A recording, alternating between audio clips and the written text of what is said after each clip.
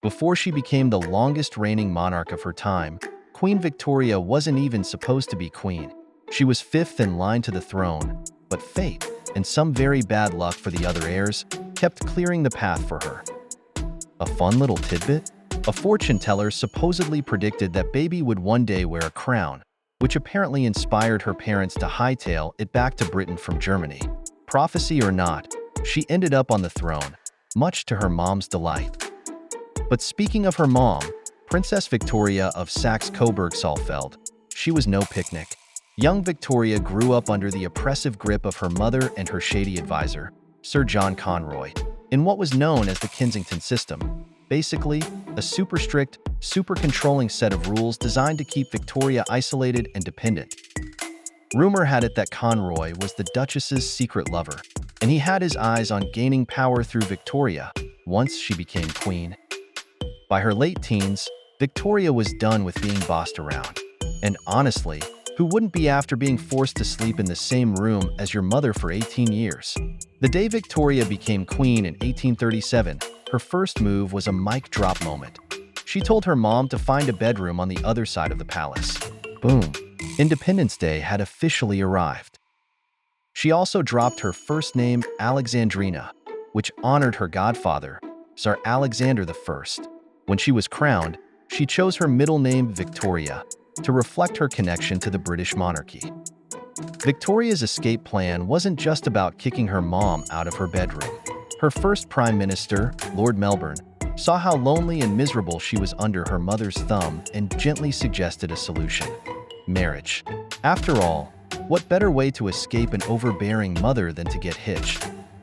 Then came Prince Albert, her dreamy first cousin from Germany. Yep, a first cousin. But this was royalty, so no judgment. Victoria fell hard for Albert, writing in her diary about how handsome he was with his delightful personality. She proposed to him. Yes, she did the proposing queen things, and they tied the knot. While the government refused to give Albert the title of king consort, eventually he earned the prince consort title after proving his value with projects like the Great Exhibition of 1851. Prince Albert wasn't just her eye candy. He became her most trusted advisor and the love of her life. Despite their deep love, Victoria and Albert had a fiery relationship at times, especially when it came to Louise Lezen, Victoria's childhood governess. Victoria adored Lezen, who had helped her rebel against her mother's strict Kensington system, but Albert found her incompetent and overly influential. After a major row between them, Victoria reluctantly pensioned Lezen off. Victoria's early reign had its ups, but one major scandal dented her popularity: the drama involving Lady Flora Hastings, one of her mother's ladies-in-waiting. When Lady Flora developed an abdominal swelling, rumors swirled that she was pregnant by Sir John Conroy, a man Victoria hated with a passion. And because Lady Flora had supported the oppressive Kensington system, Victoria wasn't exactly sympathetic, calling her that odious Lady Flora. Victoria believed the gossip, but when Lady Flora finally submitted to an exam, she was revealed to be a virgin. The press had a field day, blaming Victoria for spreading false rumors. When Lady Flora died of a liver tumor in July, the Queen's reputation took a hit. She was even booed in public, with people mocking her as Mrs. Melbourne. When her mother died in 1861, Victoria found the papers of her mother and discovered how much her mother loved her. She was heartbroken and blamed Conroy and Lezen for estranging her from her mother. Victoria's marriage to Albert produced 9 children, whom they married off into most of Europe's royal families, earning Victoria the nickname Grandmother of Europe. But tragedy struck when Albert died in 1861, sending Victoria into a deep mourning. She wore black for the rest of her life and became a recluse, which tanked her popularity for a while. That is, until a certain Scotsman came into the picture. Enter John Brown, Victoria's rugged Scottish manservant, who had a way of making the Queen laugh when no one else could. Rumors flew that their relationship was a bit more than professional. Some even whispered that they had secretly married, earning Victoria the nickname Mrs. Brown. Victoria, who had always had a soft spot for Scotland, even published a book that included Brown prominently, stirring the pot even more.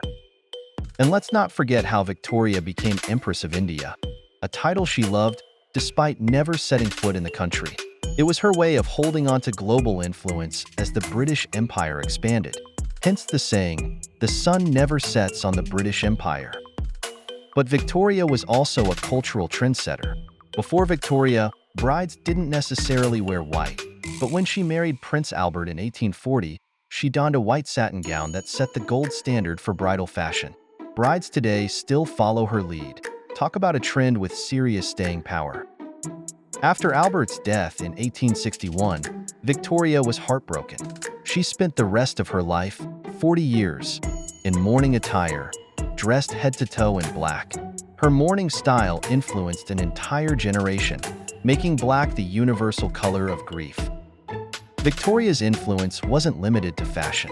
Her values of duty, family, and devotion to her husband created the blueprint for what a proper Victorian woman should be.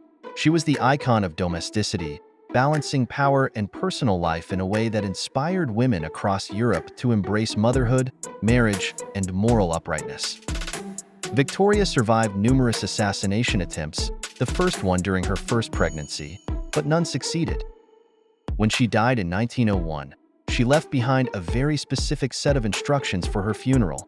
Military style, no black, only white, and she was to be buried wearing her wedding veil. Among the sentimental mementos in her coffin were one of Albert's dressing gowns and a plaster cast of his hand. Hidden among the flowers in her hand, a lock of John Brown's hair and his mother's wedding ring. Queen Victoria wasn't just a ruler. She was a trendsetter, a romantic, and a queen who knew how to get her way, even if it meant getting married to escape her mother.